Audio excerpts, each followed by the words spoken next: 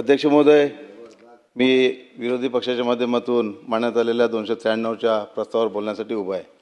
अध्यक्ष महोदय, मी सर्वप्रथम आपले आणि माननीय मंत्री महोदयांचे आभार व्यक्त करतो की 1 वाजता सुद्धा आपण या ठिकाणी बसल्यात.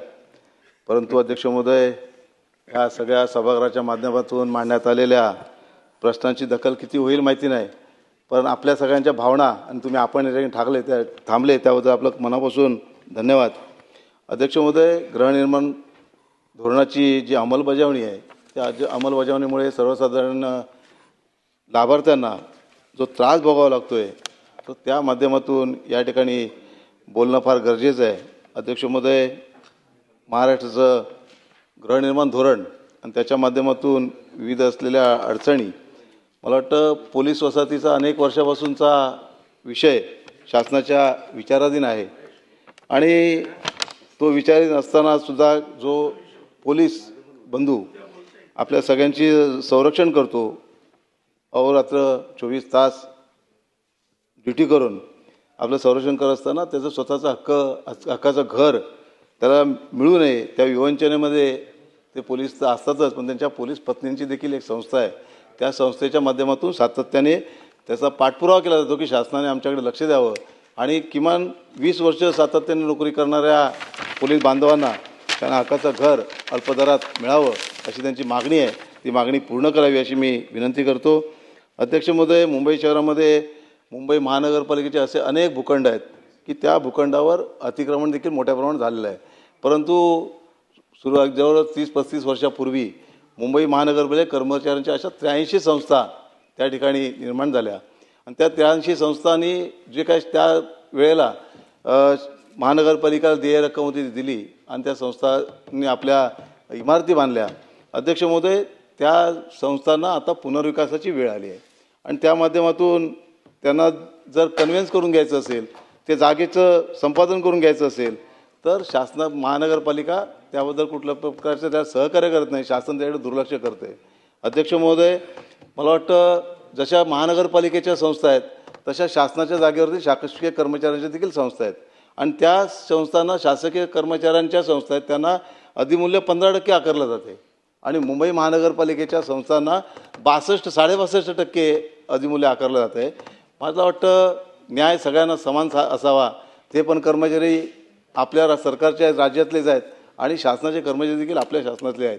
माझी विनंती आहे अध्यक्ष महोदय, या समान न्याय करताना मला वाटतं शासनाने याच्याबद्दल लवकरात लवकर निर्णय घ्यावा आणि माझी मुख्यमंत्री महोदय, उपमुख्यमंत्री महोदयांना विनंती आहे की येणाऱ्या आता उत्तराचा कल याच्यामध्ये आम्ही त्याचा उल्लेख करून त्या लोकांना दिलासा द्यावा अशी मी विनंती करतो. अध्यक्ष महोदय, मुंबई शहरामध्ये अनेक प्राधिकरणं, नियोजन प्राधिकरणं आहेत, त्याच्यामधलं एक SRA प्राधिकरण आहे. अध्यक्ष महोदय, SRA ही झोपडपट्टीत राहणाऱ्या लोकांसाठी आणलेली योजना आहे आणि मला वाटतं हिंदुहृदय सम्राट शिवसेना प्रमुख माननीय बाळासाहेब ठाकरे यांच्या माध्यमातून 40 लाख झोपडपट्टीधारकांना मोफत घर अशी ही योजना होती आणि त्या योजनेला जवळजवळ 30 वर्ष होत आली आहे त्या सुरुवात करून. अध्यक्ष महोदय, एक खेदाने नमूद करावं असं वाटतं की आज 30 वर्ष होऊन गेल्यानंतरसुद्धा माझ्या विभागामध्ये जवळजवळ 109 योजना दप्तरी दाखल आहेत, म्हणजे सादर केलेल्या आहेत, परंतु आजही एकही पूर्ण योजना, काही बऱ्याच बहुतांशी झोपडीधारकांना घरं मिळाली आहेत पण योजना एकही प्रकल्प पूर्ण झालेला नाही. अध्यक्ष महोदय, याचं कारण असं आहे की शासकीय जे काही प्रशासन आहे ह्या प्रशासनाचं जे दुर्लक्ष आहे किंवा त्यांची उदासीनता आहे हे त्याला कारणीभूत आहे. मंत्री महोदय असतील, सभागृह असेल, लोकांना जनतेला सुविधा मिळाव्यात म्हणून योजना आणतं आहे, परंतु खऱ्या अर्थाने त्याची अंमलबजावणी करणं हे प्रशासनाचं काम आहे. परंतु प्रशासकीय अधिकारी एवढे निडावलेले आहेत की आज त्यांच्यावर कोणतं धाकही राहिलेलं नाही.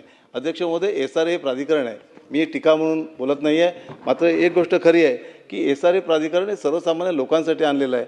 मला वाटतं आज मुंबई शहरामध्ये असंख्य योजना अशा पडलेल्या आहेत की ज्या प्रलंबित आहेत आणि त्या माध्यमातून येणाऱ्या अडचणी काय आहेत. अध्यक्ष महोदय, ह्या SRA योजनेमध्ये जे नियोजन प्राधिकरण SRA असल्यामुळे ते प्रकल्प सादर करून घेतं, प्रस्ताव सादर करून घेतं, ते आजूबाजूला कुठल्याही प्रकारचं बघतच नाही. त्यामध्ये जो एखाद्या विकासकाने, आर्किटेक्टने प्रस्ताव सादर केला आहे त्याच्या माध्यमातून आजूबाजूच्या लोकांना काय परिणाम होईल त्यांची मूलभूत सेवा त्यांना मिळतील का, त्यांचे मूलभूत हक्क त्यांना मिळतील का, पायवाट मिळेल का, त्यांना रस्ता मिळेल का. अध्यक्ष महोदय, माझ्या ठिकाणी एक जनता कॉलनीमध्ये स्कीम आहे, त्याच्यामध्ये गुजराती शाळा होती, मुंबई महानगरपालिकेची शाळा, गुजराती शाळा, तिथे SRA सबमिट झालं, पण ते इलेक्शनमध्ये नावच नाही त्या शाळेचं. अध्यक्ष महोदय, ही शाळा ही सार्वजनिक सुविधा आहे, ती त्याच्यात नमूद असायला पाहिजे, ती लोकांसाठी आहे. अध्यक्ष महोदय, गुंपा शाळा अलीकडे एक प्रकल्प चालू झाला आहे, त्या गुंपेच्या शाळेच्या समोर DK हाईट्स म्हणून एक प्रकल्प आहे. अध्यक्ष महोदय, 20 फुटाच्या रुंदीमध्येच प्रकल्प होते, एका बाजूला 20 फूट आहे, एका बाजूला 35 फूट आहे. इमारत कशी बनवणार आहेत मला माहिती नाही. अध्यक्ष महोदय, ती इमारत बनवतील, नियमाप्रमाणे बनवली तर माझं काही म्हणणं नाही आहे, परंतु अध्यक्ष महोदय बाजूला शाळा आहे, त्या शाळेला रस्ता नाही आहे. अध्यक्ष महोदय, गुंपा शाळा 5 माळ्याच्या आता तिचा पुनर्विकास करायला लागला तर मला वाटतं ते भविष्यात प्रश्न निर्माण होईल. मला वाटतं नियोजन प्राधिकरणाच्या माध्यमातून SRAच्या अधिकाऱ्यांनी हे खरं बघायला पाहिजे, परंतु दुर्दैव आहे मग पुन्हा हे प्रश्न येत आहेत. मला वाटतं अध्यक्ष महोदय, 109 योजनेमध्ये एकही योजना पूर्ण झालेली नाही आहे आणि त्यामध्ये मला वाटतं 30 वर्षापूर्वी ज्या योजना सुरू झाल्यात त्याच्यामध्ये आता त्या पुनर्विकासाला आल्या. मला वाटतं मागच्या अधिवेशनामध्ये माननीय अध्यक्ष महोदय आणि आपल्या दालनामध्ये संयुक्त बैठक घेतली होती. त्या बैठकीमध्ये सांगितलं होतं की पुढच्या येणाऱ्या अधिवेशनाच्या अगोदर ज्या SRAचे प्रकल्प झालेले आहेत की वसाहती आहेत त्यांच्या पुनर्वसनाचं धोरण निश्चित करून शासन पुढे घेऊन येईल, परंतु अद्यापपर्यंत त्याचा काही विचार झालेला नाही आहे. माझी अध्यक्षमध्ये विनंती आहे, माझ्या विभागामध्ये मयूरनगरचा विषय आहे, गंभीर विषय आहे. आज त्या जवळजवळ असलेल्या 14-11 सोसायट्या अत्यंत डिलेबरेट कंडिशनमध्ये आहेत, त्याची लोक जीव मुठीत घेऊन जगत आहेत. माझी विनंती आहे की येणाऱ्या लवकरच्या काळामध्ये याबाबतचं धोरण शासनाने ठरवावं. अध्यक्ष महोदय, SRAमध्ये पात्रता हा एक मोठा विषय आहे. अध्यक्ष महोदय, आज असंख्य झोपडीधारक त्यांनी आपले घरं देऊन बिल्डरला बसलेले आहेत. काही घरं तोडून गेल्यानंतर विकासक सुरुवातीला 1 वर्षाचं भाडं देतो आणि तोपर्यंत पात्र नाही झालं तर मला वाटतं त्याला ते पुढचं भाडं देखील मिळत नाही, त्याला बेघर व्हायची वेळ येते. अध्यक्ष महोदय, एक गंभीर विषय आहे. मला वाटतं माझी आपल्या माध्यमातून मंत्री महोदयांना विनंती आहे की मुंबई शहरामध्ये जी काय प्राधिकरण आहेत, सक्षम प्राधिकरण आहेत, त्यांच्याकडे जी प्रकरणं आहेत त्याची एक श्वेतपत्रिका जाहीर करा. कारण सर्वसामान्य आपला झोपडीधारक तो पात्रता करण्यासाठी त्या SRAच्या ऑफिसमध्ये 50 वेळा, 100 वेळा, 200 वेळा जाऊन 4-4 तास तिथे बसतो आणि तरीसुद्धा ती दखल घेतली जात नाही. अध्यक्ष महोदय, म्हणजे आपलं असलेलं स्वतःचं झोपडं, माझ्याकडे सगळे पेपर असतानासुद्धा आणि त्याच्या पाठीमागचे जे काय अर्थकारण आहे ते अर्थकारण लक्षात घेणं अध्यक्ष महोदय फार गरजेचं आहे. मला वाटतं त्याच्या पाठीमागे एक झोपडं पात्र करायचं झालं तर ते दलालाच्या माध्यमातून गेलं तर अध्यक्ष महोदय लवकर होतं आणि एक झोपडीधारक स्वतः करायला गेला की बिचाऱ्याकडे पैसे नाहीत आणि ते पात्र करणारे पैसे आणणार कुठून, तो स्वतः चक्रा मारायला लागेल तर मला वाटतं एक वेळ असं वाटतं की ते दलाला पैसे दिले परवडले, पण हे चक्रा मारायला नको. ही एवढी गंभीर परिस्थिती त्याच्या माध्यमातून अनुभवायला मिळते. माझी विनंती अध्यक्ष महोदय की मंत्री महोदयांनी किंवा शासनाने याच्याबद्दल श्वेतपत्रिका जाहीर करावी. अध्यक्ष महोदय, अभय योजना आणली, त्या अभय योजनेमध्ये हस्तांतरणाच्या प्रकरणाचा देखील तोच भाग आहे. मला वाटतं पात्रता आणि अभय योजना जो पूर्वीचं घर होतं नियमाप्रमाणे ते पुढच्याला हस्तांतरण करून द्यायचं आहे, ते हस्तांतरण करून देण्याला देखील एवढा विलंब. मला अध्यक्ष महोदय, हे सर्वसामान्य लोकांच्या जीवनाशी अत्यंत जवळचे प्रश्न आहेत आणि त्याच्याकडे लक्ष देणं अत्यंत गरजेचं आहे. अध्यक्ष महोदय, झोपडपट्टी निर्मूलन व्हावं याची सगळ्यांची भावना आहे, संपूर्ण सभागृहाची, मुंबईकरांची सगळ्यांची भावना आहे. विरोधक किंवा सत्ताधारी हा विषय नाही आहे, परंतु अध्यक्ष महोदय, या ठिकाणी जो आता समूह पुनर्वसन योजना आणली आहे, क्लस्टर डेव्हलपमेंट आणली आहे, अतिशय चांगली योजना आहे असं मी म्हणेन. परंतु अध्यक्ष महोदय, त्याचा जो क्षेत्रफळ ठेवला आहे की 100 एकर 200 एकर जो ठेवला आहे हा अत्यंत त्रासदायक आहे. त्याचं कारण अध्यक्ष महोदय, माझ्याच विभागामध्ये ओमकारच्या माध्यमातून एक स्कीम आहे, ती जवळजवळ 40-45 एकरची आहे. आज जवळजवळ 10 वर्ष त्या लोकांना भाडं नाही आहे. अध्यक्ष महोदय, माझ्या मोबाईलमध्ये फोटो आहेत, ते लोक आजारी असेल किंवा पीडित असेल, काही अशा गंभीर परिस्थितीमध्ये राहत आहेत, त्यांना भाडं 10-10 वर्ष अध्यक्षमध्ये भाडं नाही. हातावर पोट घेऊन राहणारे लोक, त्यांना 10-10 वर्ष भाडं नाही मिळालं, त्यांची काय अवस्था असेल ह्याचा आपण विचार करावा. आणि त्याच्यामुळे माझी विनंती अध्यक्ष महोदय, डेव्हलपमेंट करत असताना, क्लस्टर डेव्हलपमेंट करत असताना ज्याप्रमाणे 2016मध्ये माननीय त्यावेळी असीम गुप्ता SRAचे CO होते, त्यांनी सर्वेक्षण केलं होतं, क्लस्टर निर्माण केले होते आणि ते क्लस्टर भौगोलिक सीमारेषा लक्षात घेऊन केले होते आणि मला वाटतं भौगोलिक सीमारेषा लक्षात घेऊन जर केलं आणि त्याचं जर ठरवलं 5 एकर 10 एकर 15 एकर जे सोयीस्कर होईल आणि अध्यक्ष महोदय या क्लस्टरच्या माध्यमातून अध्यक्ष महोदय या क्लस्टरच्या माध्यमातून जे नियम ठेवलेत ज्या अटी शर्ती ठेवल्यात त्या अटी शर्ती म्हटलं कडक असायलाच पाहिजेत त्याच्याबद्दल दुमत नाही.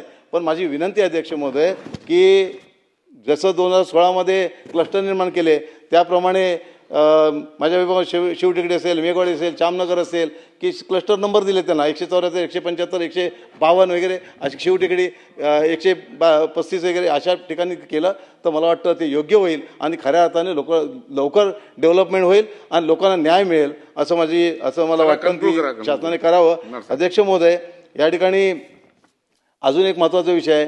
झोपडपट्ट्या 50-50 60-60 वर्षापासून आहेत आणि त्या ठिकाणी असलेल्या झोपडपट्टी घोषित करणं 3C अंतर्गत झोपडपट्टी घोषित करणं अशी अनेक प्रकरणं प्रलंबित आहेत. मला वाटतं अध्यक्ष महोदय माझ्या विभागामध्ये एक बांदेकरवाडीमध्ये नलावडी चाळ आहे. त्या नलावडी चाळीमध्ये 18 झोपडीधारक आहेत ते आज बेघर व्हायच्या ह्याच्यामध्ये आलेत आणि त्यांचा प्रस्ताव 2 वर्षापूर्वी SRA पडलेला आहे 3C करण्यासाठी.